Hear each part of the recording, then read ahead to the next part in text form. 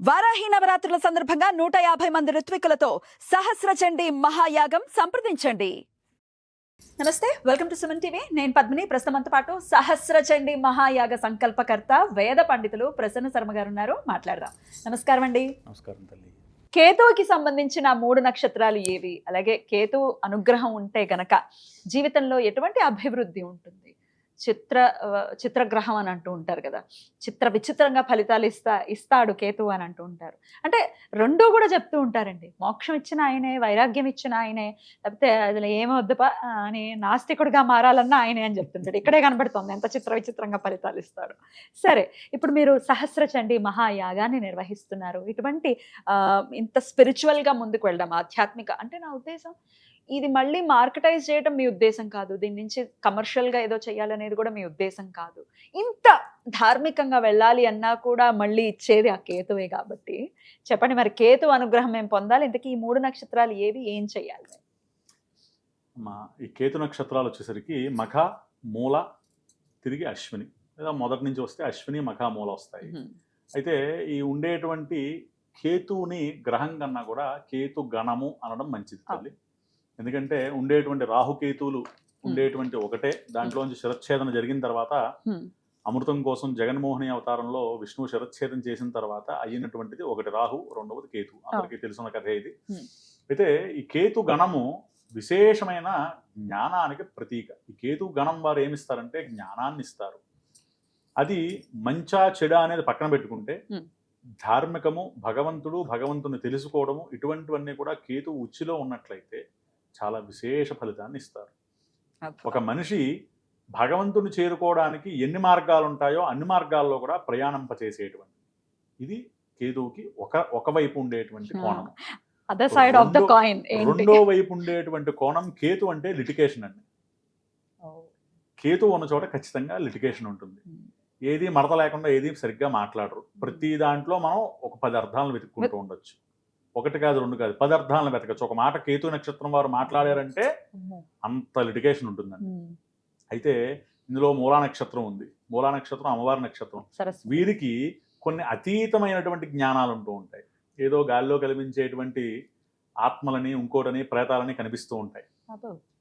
వీరు కొంచెం వాటికి కొద్ది ఏంటి అనే పరిస్థితి, భయభ్రాంతులు గురయ్యేటువంటి పరిస్థితులు, ఎక్కువగా జ్ఞానం, భవిష్యత్తుని ఈజీగా కాలిక్యులేట్ చేసేటువంటి జ్ఞానాలు, ఇటువంటివి కొంచెం ఈ నక్షత్రాలకు ఉంటూ ఉంటాయి.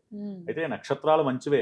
అశ్విని నక్షత్రానికి అధిష్టాన దేవత అశ్విని దేవత, అలాగే పితృడు మఘా నక్షత్రానికి పితృలు, అలాగే ఈ మూలా నక్షత్రానికి ప్రజాపతి. ఈ ముగ్గురు అధిష్టానం వేద ప్రకారంగా.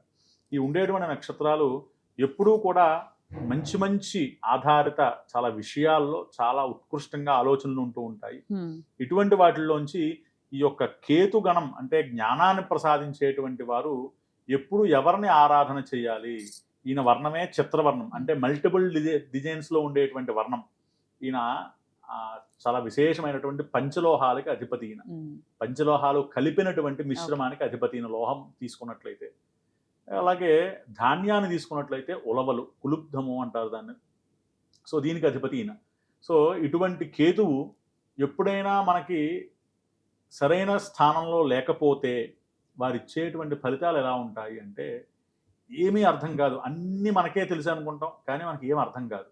అటువంటి మిశ్రమమైనటువంటి మెదడుని చాలా త్వరితంగా పరిగెట్టిస్తూ ఉంటాడు. అంతా నాకు తెలిసిపోయిందని ఆగిపోతాం. వెంటనే ఒక 5 నిమిషాల తర్వాత మనకేం తెలియలేదే అనుకుంటూ ఉంటాం. విచిత్రమైనటువంటి ఫలితాలను ఇచ్చేటువంటి వారు చిత్రవర్ణమైంది. సో అటువంటి స్వామి చాలా విశేషమైనటువంటి, ఎవరిని ఆరాధన చేయాలి అనేటువంటిది చాలా క్వశ్చన్ మార్క్ లో ఉంటూ ఉంటారు ఈ యొక్క నక్షత్రాలు ఉండేటువంటి మానవులందరూ కూడా. వీరు ఎవరిని ఆరాధన చేయాలి అని ఒక క్వశ్చన్ మార్క్ దగ్గరికి వస్తే, వీరి యొక్క చాలా విశేషంగా త్రిమూర్త్యాత్మకంగా ఎప్పుడైతే మనం ఆరాధన చేస్తామో, ఎందుకంటే ఆయనే చాలా విచిత్రంగా చేస్తూ ఉంటారు కదా, అటువంటి సమయంలోనే త్రిమూర్త్యాత్మకంగా ఎప్పుడు కూడా 3 దేవతలను ఆరాధన చేయాలి వీరు ఎప్పుడు చేసినా సరే. అది 2 స్త్రీ దేవతలు, 1 పురుష దేవత, లేదా 2 పురుష దేవతలు, 1 స్త్రీ దేవత. ఇలా చేసినట్లయితే ఖచ్చితమైనటువంటి ఫలితాలు వీరు పొందుతారు. ఎలా అండి? ఎలా మనం ఇప్పుడు ఒక విష్ణువు, ఒక శివుడు, ఒక అమ్మవారు, లేదా ఒక దుర్గ, ఒక సరస్వతి, ఒక విష్ణువు గాని, రుద్రుడు గాని, ఇలా ఎలా అయితే 2 స్త్రీ దేవతలు ఒక పురుష దేవత, లేదా 2 పురుష దేవతలు ఒక స్త్రీ దేవత, ఇలా ఆరాధన చేసినట్లయితే వీరు ఫలితాలు చాలా అద్భుతంగా పొందుతారు. ఇందులో ఈ కేతుగ్రహానికి సంబంధించి త్రినాథ స్వామి వ్రతము అని ఒక వ్రతం ఉంది, చాలా మందికి తెలిసే ఉంటుంది. త్రినాథ మేళ అంటూ ఉంటారు. ఇటువంటి ఆరాధన చేసుకోవడం వల్ల చాలా విశేష ఫలితాలు పొందుతూ ఉంటారు. త్రిమూర్తుల మేళ అని, త్రిమూర్తుల పూజ అని చేస్తూ ఉంటారు. అలాగే ఇప్పుడు నేను చెప్పినటువంటిది రైట్. ప్రతి గ్రహానికి సంబంధించి మీరు చెప్తూ ఉన్నారు, ఈ శ్లోకాలు చెప్తున్నారు చాలా సులభతరంగా ఎలా చేసుకోవచ్చు అని.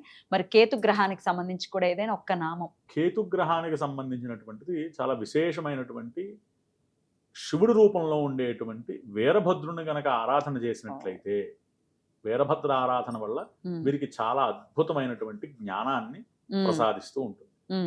అట్టి జ్ఞానంలో ఆ వీరభద్రుడి యొక్క శ్లోకాన్ని కనుక మనం చెప్పుకుని ప్రతిరోజు పారాయణ చేసినట్లయితే, సోమవారం మనకు ఊరిలో ఖచ్చితంగా ఏదో ఒక వీరభద్రుడి యొక్క ఆలయం కానీ, లేదా పరమేశ్వరుడు యొక్క ఈ యొక్క ఆలయంలోనే ఏదో ఒక మూలలో కానీ వీరభద్రుడి యొక్క విగ్రహం ఉంటూ ఉంటుంది. అటువంటి ఆలయానికి వెళ్ళి చక్కగా వీరభద్రుని ఆరాధన చేయడం వల్ల వీళ్ళకి జ్ఞానంతో పాటు వాక్పటుత్వం కలిగి వారి యొక్క జీవితం అంతా కూడా మారిపోతుంది, దినదిన ప్రవర్ధమానంగా తయారవుతుంది. మరి మాకు తెలియదు ఏ శ్లోకంతో ఆ స్వామివారిని ఆరాధన చేయాలో తెలియదు, మీరు చెప్తారా?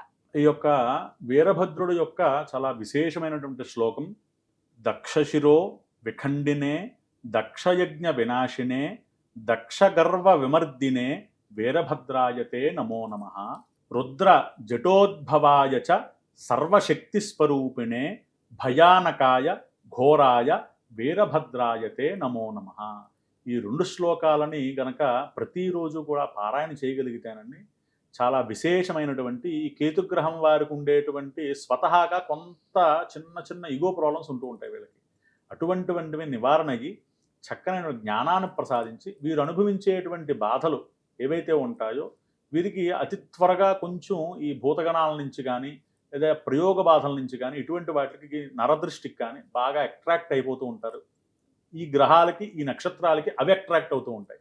సో అటువంటి వాటిలన్నిటికీ కూడా వీరభద్రుడి యొక్క రక్ష చాలా విశేషమైనటువంటి రక్ష. కాబట్టి వారు ఇది ప్రతిరోజు 108 సార్లు చేయగలిగి, ప్రతి సోమవారము వీరభద్రుడి యొక్క ఆలయానికి వెళ్ళి ఆయనకి విభూతిని సమర్పించినట్లయితే చాలా విశేష ఫలితం పొందుతారు. అద్భుతం, అలాగే పొందాలి. కేతు యొక్క అనుగ్రహాన్ని పరిపూర్ణంగా, నక్షత్రం వాళ్లే కాదు కేతు రిలేటెడ్ ఇష్యూస్ తో బాధపడుతున్నాం, కేతు మీకు కాల సర్పదోషం ఉందండి, ఇట్లా కూడా చెప్తుంటారు. సర్పదోషాలను కూడా కేతుతో రిలేట్ చేస్తుంటారు. అటువంటి వారికి కూడా పనిచేస్తారు. చక్కగా చాలా విశేషం తల్లి. ఎందుకంటే వీరభద్రుడు ఎవరయ్యా అంటే సాక్షాత్తు మనందరికీ తెలుసు, శివుడు యొక్క జటాజూటంలోంచి ఆ యొక్క ప్రజాపతి గారు, దక్ష ప్రజాపతి గారు యజ్ఞం యొక్క ఆ సమయంలో వీరభద్రుడు శివుడి యొక్క జటాజూటంలోంచి ఉద్భవించారు. ఆయన ఏం చేశారు? దుష్ట సంహారం చేశారు. అంటే ఏం చేశారు అంటే దక్షుడి యొక్క శిరచ్ఛేదన చేశారు. అంటే మస్తిష్కంలో ఉండేటువంటి చెడుని పాలత్రోశారు.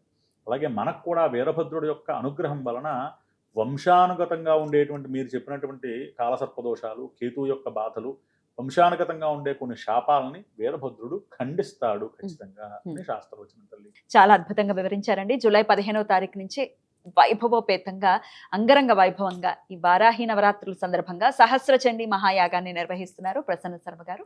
అందరికీ ఆహ్వానం ఉంది, ఖచ్చితంగా అందరూ ఆహ్వానితులే. Hyderabad Kukatpally housing board colony community హాల్లో కార్యక్రమం జరగబోతోంది కాబట్టి అందరూ రావచ్చు. గోత్రనామాలు ఇవ్వాలి అనుకునేవారు స్క్రీన్ మీద కనిపిస్తున్నటువంటి నెంబర్స్కి కాంటాక్ట్ చేయండి. అద్భుతంగా వివరించినందుకు కృతజ్ఞతలండి. నమస్కారం.